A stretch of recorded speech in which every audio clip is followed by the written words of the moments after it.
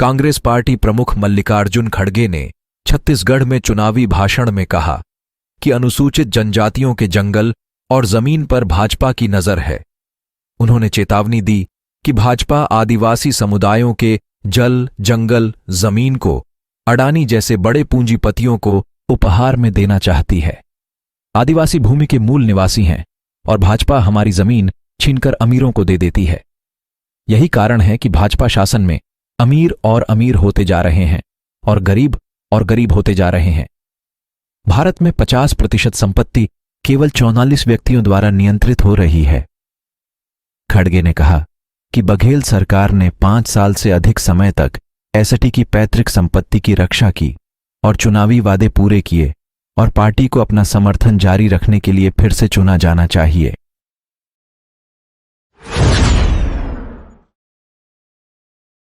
जनजातीय गौरव दिवस के अवसर पर श्री मोदी ने आदिवासियों के लिए कई योजनाओं का शुभारंभ किया।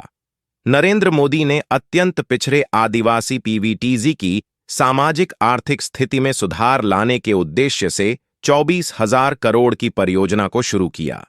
श्री मोदी ने राज्य में 7,200 करोड़ की परियोजनाओं की नींव रखने के अलावा पीएम किसान योजना के तहत 18,000 करोड़ की 15वीं किस्त जारी करने के साथ साथ विकसित भारत संकल्प यात्रा की भी शुभारंभ किया। प्रधानमंत्री नरेंद्र मोदी ने आदिवासी आंदोलन के नायक बिरसा मुंडा के गांव उल्लीहतू, जो झारखंड में है, वहां का दौरा किया। पीएम जनमन योजना का नाम रखा है पीएम जनमन। पीएम जनमन यानी पीएम जनजाति आदिवासी न्याय महाअभियान। इसके तहत अब हमारी सरकार उन आदिवासी भाई बहनों तक पहुंचेगी जिन तक अभी नहीं पहुंचा गया। ये वो जनजातीय समूह है, हमने कह तो दिया, वो प्रिमिटिव ट्राइब्स है जिनमें से ज्यादातर अब भी जंगलों में रहने के लिए मजबूर है। उन्होंने रेल की देखने की बात छोड़ो, आवाज भी नहीं सुनी है। देश के 22,000 से ज्यादा गांवों में रह रहे ऐसे 75 जनजातियां, वो 75 जनजातीय समुदाय की, प्रिमिटिव ट्राइब्स की पहचान हमारी सरकार ने की है। जैसे पिछड़ों में भी अति पिछड़े होते हैं, वैसे ही ये आदिवासियों में भी सबसे पीछे रह गए आदिवासी है। देश में इनकी संख्या लाखों में है।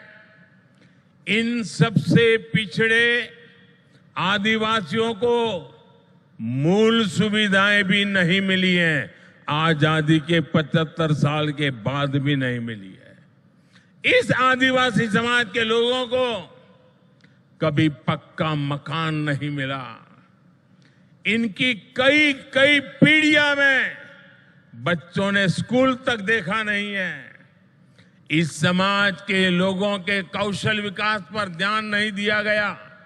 इसलिए अब इन जनजातियों तक भारत सरकार विशेष अभियान चलाकर पहुंचने वाली है।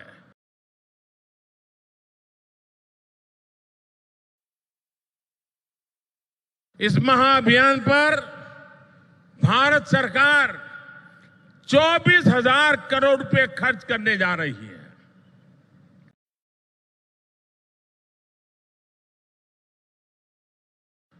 मेरे परिवारजनों, जनजातीय गौरव और संघर्ष के प्रतीक भगवान बिरसा मुंडा की गाथा हर देशवासी को प्रेरणा से भर देती है।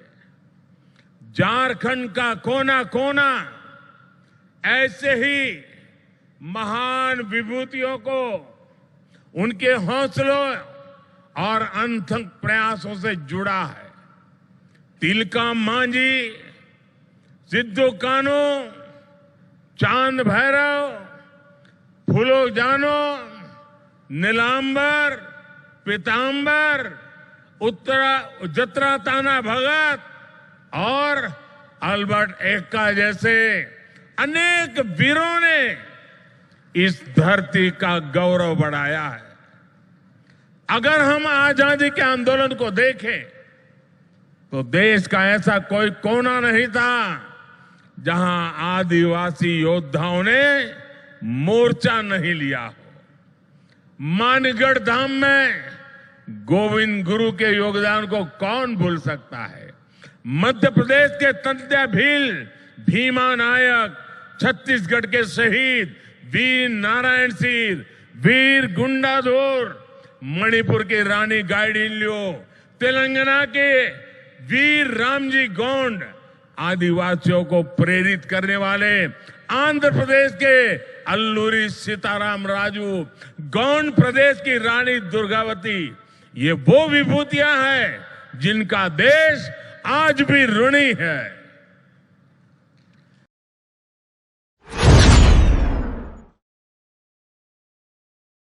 राष्ट्रपति द्रौपदी मुर्मू ने शुक्रवार को कला प्रदर्शनी silent conversation from margins to the centre का उद्घाटन किया। ये 2 दिवसीय प्रदर्शनी उन खास आदिवासी कलाकारों को सामने लाने की कोशिश है जो भारत के बाघ अभयारण्यों के पास रहते हैं। ये सब उन आदिवासी कलाकारों की कला की शक्ति को प्रदर्शित करता है। यह विभिन्न भारतीय शहरों और दुनिया भर में ऐसी प्रदर्शनियों की श्रृंखला में यह पहली है। प्राथमिक उद्देश्य एक स्थायी बाजार स्थापित करना है इन कलाकृतियों के लिए, जिससे इन हाशिए पर रहने वाले समुदायों के लिए वैकल्पिक आजीविका प्रदान की जा सके और उन्हें राष्ट्रीय संज्ञान में लाया जा सके। यह कार्यक्रम राष्ट्रीय बाघ संरक्षण प्राधिकरण (NTCA) के सहयोग से सांकला फाउंडेशन द्वारा आयोजित किया गया था। आदिवासी कला को पत्थर कला से लेकर आधुनिक कैनवास तक व्यक्त की गई है। युगों से भारत के जनजातीय समुदाय प्रकृति साथ मिलजुल कर निवास करते हैं। यह सह अस्तित्व विशेष रूप से उनकी कलाकृति और चित्रों के माध्यम से भी अभिव्यक्त होता है। प्रदर्शनी का उद्देश्य जनजातीय समुदायों को उनकी कला के लिए उचित मूल्य खोजने में मदद करना है, जिससे उनकी विरासत का एक महत्वपूर्ण हिस्सा संरक्षित हो सके और समुदाय को उनकी आय बढ़ाने में सहायता मिल सके। यह तब वैकल्पिक आजीविका के एक स्थायी साधन के रूप में विकसित हो सकता है। प्रदर्शनी भारत के बाघ अभयारण्यों के निकट रहने वाले जनजातीय समुदायों के जंगल तथा वन्य जीवन के साथ उनके गहरे संबंध पर प्रकाश डालते हैं। ये सब कलाकृति के माध्यम से व्यक्त किया गया है। ये रचनाएं केवल पेंटिंग नहीं हैं, वे सदियों पुराने बंधनों के प्रतिबिंब के रूप में काम करते हैं और गोंड, भील, पटचित्रा, खोवर और सोहराई, वारली और कई अन्य जैसी अनूठी कला शैलियों का प्रदर्शन करते हैं। इस कार्यक्रम में कई आदिवासी कलाकार उपस्थित थे, जिससे सभी को कला प्रेमियों से सीधे बातचीत करने का अवसर मिला। कुछ आदिवासी कला प्रेमी जैसे जांगद्दा सिंह श्याम, भूरीबाई, लाडोबाई और मनु चित्रकार जैसे कुछ प्रमुख नाम प्रसिद्ध हो गए हैं। उन्हें उजागर करने का भी प्रयास किया गया था। आदिवासी कलाकारों के बीच और भी छिपे हुए रत्न हैं। इससे पहले उद्घाटन समारोह में बोलते हुए राष्ट्रपति मुर्मू ने कहा कि टाइगर रिजर्व और राष्ट्रीय उद्यानों के आसपास रहने वाले समुदायों का इस उपलब्धि में महत्वपूर्ण योगदान है। न केवल पर्यावरण संरक्षण के लिए बल्कि मानवता के अस्तित्व के लिए भी हमें आदिवासी समुदाय के जीवन मूल्यों को अपनाना होगा। राष्ट्रपति ने कहा, हमें उनसे सीखना चाहिए कि प्रकृति के साथ सद्भाव में रहते हुए एक समृद्ध और खुशहाल जीवन कैसे संभव है।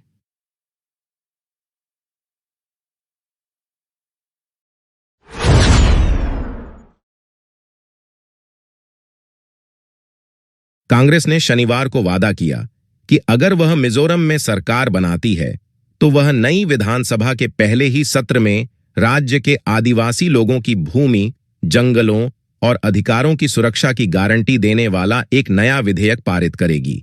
एक्स पर एक पोस्ट में कांग्रेस महासचिव जयराम रमेश ने कहा कि मोदी सरकार ने संसद के मानसून सत्र के दौरान वन संरक्षण अधिनियम में बुलडोजर संशोधन किया, जिससे पूरे देश में जबरदस्त विरोध और आक्रोश पैदा हुआ, खासकर पूर्वोत्तर में।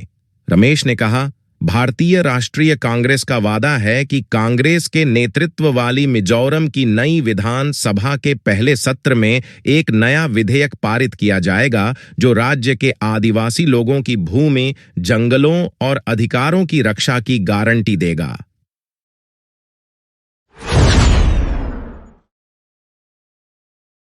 मध्य प्रदेश के पन्ना टाइगर रिजर्व के बगल में एक छोटा सा वन गांव मडला को संयुक्त राष्ट्र विश्व पर्यटन संगठन UNWTO द्वारा 2023 के लिए दुनिया के सर्वश्रेष्ठ पर्यटक गांवों में चुना गया है। हालांकि गुजरात के ढोरडो गांव ने भी इस सूची में अपनी जगह बनाई है। मडला पांडव झरने और गुफाओं से सिर्फ 10 किमी दूर है और यूनेस्को विश्व धरोहर स्थल खजुराहो से 20 किमी दूर है। यह गांव पन्ना की पहाड़ियों और जंगलों में बसा हुआ है, जबकि इसके पास से केन नदी बहती है। मध्य प्रदेश पर्यटन विभाग से प्रशिक्षण लेकर स्थानीय आदिवासियों द्वारा संचालित यहाँ के होम स्टे विदेशियों के बीच बेहद लोकप्रिय हैं और तेजी से खजुराहो सर्किट का हिस्सा बन रहे हैं। मेहमानों को बुंदेलखंडी व्यंजनों का स्वाद, आदिवासियों का खुले दिल से आतिथ्य और लोक संगीत और नृत्य की झलक मिलती है। गांव का सार अभी भी घरों की वास्तुकला में मौजूद है, जबकि आधुनिक सुख सुविधाएं जोड़ी गई हैं। घरों की दीवारों पर बनी पेंटिंग्स गांव की स्थानीय संस्कृति और कला को दर्शाती हैं। पर्यटकों को स्थानीय समुदाय का सार प्रदान करने के लिए होमस्टे में अभी भी पारंपरिक खेल खेले जाते हैं। मडला गांव को सर्वोत्तम उन्नयन श्रेणी के तहत चुना गया। दुनिया भर के 260 गांवों की शॉर्ट लिस्ट में से सर्वश्रेष्ठ 74 का चयन किया गया था।